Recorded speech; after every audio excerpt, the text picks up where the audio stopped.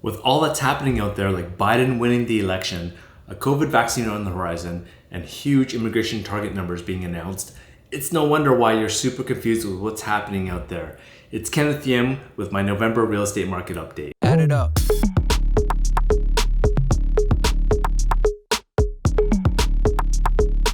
Okay, so we'll start by looking at the number of units sold, the volume of sales since January 2018. And you could see here, if we draw a line down the middle, you could see that in April, the number of sales dropped down about a third of what they were selling before in the previous month. And then in June, it started picking up and we're actually now at a level that's higher than it was before. The market is actually on fire because everybody needs more space. Everybody needs a den to work from, or another room, another office, a backyard maybe, because everyone's stuck at home and they realize they don't actually like where they live. So people are making changes. So the number of sales is actually pretty high. If you compare that to the detached home market, you can see the gap is actually widening a little bit, and the downtown condo market, it's actually shrinking. So we'll move back to the next slide, the percentage of overall sales.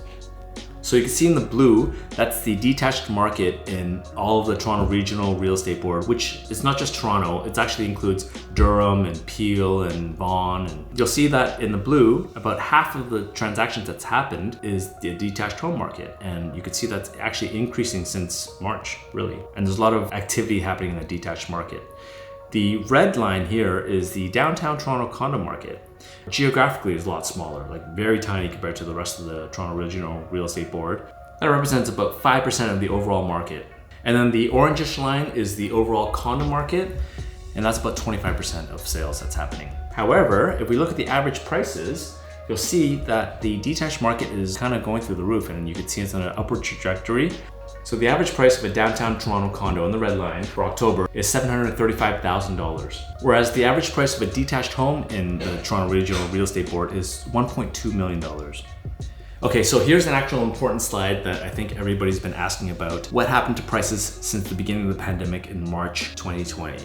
The condo market has dropped by 12%, and I suspect it's like this everywhere around major metropolitan cities. Everyone's trying to leave their real estate and move to the suburbs, go back home and all that kind of stuff when nobody really needs to be downtown anymore. Whereas the overall GTA condo market is down by 5.6%, and the detached freehold market is up by 8.7%. But the best way to tell how the real estate market's going is supply and demand. It's simple, the sales to new listings ratio. It basically tells us how many buyers there are and how many sellers there are. And we'll just take the two numbers, divide them out, and a 50% ratio will give you a balanced market, whereas anything above 60 I think is more of a seller's market, and anything below 40 is a buyer's market. But I don't think it's the end of the world. I think eventually everyone's gonna get sick of being in the suburbs, and we're gonna eventually get back to the office, maybe not full-time, especially as immigration starts picking up again. And I'm sure you've heard in the news that there's targets of up to 400,000 people coming into Canada every year. And guess where they're all coming to? They're either coming to Montreal, they're coming to Vancouver, and definitely Toronto.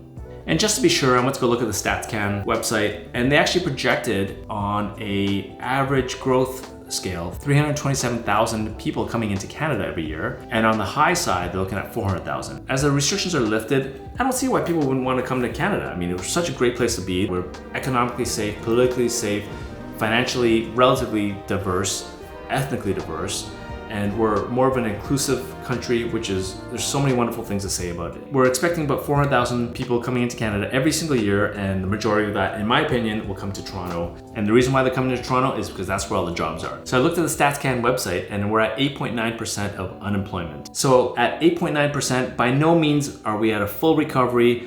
Pre-pandemic, we're looking at unemployment rates of less than 6%, around 5.5%. And as soon as the pandemic hit, we're above 13%. But I gotta say, ever since the closures, we're at the best unemployment rate since then. So I know a lot of people are still out of work and we're still relatively high unemployment, but it's a good sign and there's light at the end of the tunnel. Pfizer's announced a vaccine that's 90% effective. Hopefully it's true. I don't know, they passed stage 3 clinical trials. Let me know if you'd be one of the first to take the COVID vaccine. It might be a little bit scary, but it's good to see that there's gonna be an end to this sooner rather than later. This is not gonna last forever. It's a temporary blip in the market. All I can say is hold for the long term, and that's that. So I'm looking for a favor. We're trying to grow this YouTube channel. So either click on like, leave a comment, tell me what you're thinking, and click on subscribe to learn more, or visit our website to book an appointment to have a quick 15-minute no obligation call and let's discuss the real estate market. Until then, stay safe, take care, and talk soon.